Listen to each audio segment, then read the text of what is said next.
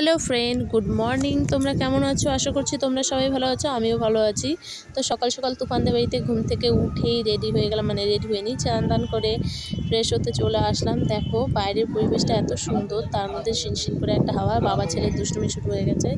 আর ব্যাগপত্র আমরা রাতে এসে এদিক ওদিক যে যার মতো ছিটিয়ে রেখেছি। আর ওই আমার শাশুড়ি বাইরে জামা কাপড় আমার ননদ ধুয়ে দিচ্ছিলো, সেগুলো মেলে দিচ্ছিলো। আর বাবা ছেলের খুনসুটি শুরু হয়ে গেছে, ও চার্জার ধরতে দেবে আর ও দেবে না। আর বাবা তো আমাকে দেখলো যেই ভিডিও করতে, সেই মুখটা লুকিয়ে নিল। আর ছেলে তো কোনো বোঝেনি, ও তো ওর মতো করে যাচ্ছে। এই দেখো একটা আম গাছ, এই আম গাছটা প্রচুর পরিমাণে আম হয়, কিন্তু এবছর একদম মানে একটাও আম হয়নি বলতে গেলেই চলে।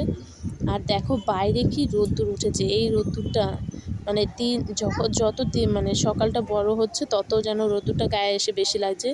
তো চলো দেখিয়ে দিই। এই দেখো ওদের বাড়ির পাশে একটুখানি জায়গা আছে, তো সেখানে একটু কলা বাগান লাগানো আছে।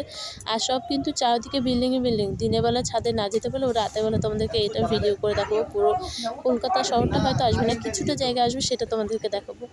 তো চলো আমার ছেলের দুষ্টুমি দেখিয়ে দিই।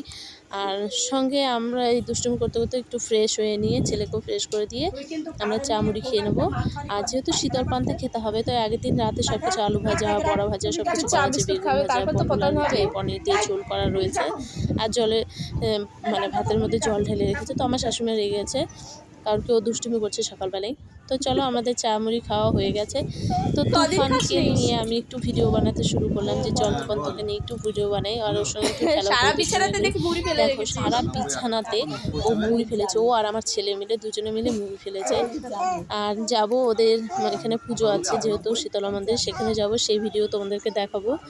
তো এখন আমাদের ভিডিওর সঙ্গে থাকো আর চলো দেখিয়ে দিই। আর ওরা দুজন মিলে কী কী শয়তানি করছে। আর তোমাদের দাদাভাই তো সকাল থেকে ফোনে কথা হয়েই যাচ্ছে অনবরত, যেহেতু কাজ রেখে এসেছে, তো সেহেতু তো থাকবেই কাজের কথা, যার জন্য একে একবার ফোন করছে, ও একবার ফোন করছে, সে একবার ফোন করছে, এই করতে করতে বেলা হয়ে যাচ্ছে। দেখো এত কিছু হয়ে যাচ্ছে, তুফান কিন্তু সেই বাটিটা ছাড়ছে না। ওদের বাড়ির সবাই উপোস, আর ওর নামে যেহেতু পুজো, ওর নামেই ঠাকুর দিয়ে পুজো দেবে, তো যার জন্য সবাই উপোস। আরও দেখো মুড়ির বাটি নিয়ে চেটেই যাচ্ছে। দেখো শুয়ে পড়েছে খেতে খেতে ওর দিদনের কোলে। আর খুবই দুষ্টু হয়েছে ও, এখন দুষ্টু না হলে কি হবে, ওকে দেখেই মনে হয় বড় হয়ে খুবই দুষ্টু হবে। তো চলো বন্ধুরা, যদি ভিডিওটা ভালো লাগে তাহলে লাইক কমেন্ট শেয়ার করে দিয়ে চ্যানেলটাকে সাবস্ক্রাইব করে নিও। আর নেক্সট ভিডিওতে তোমাদের সঙ্গে সবার সঙ্গে দেখা হচ্ছে। Tata, by.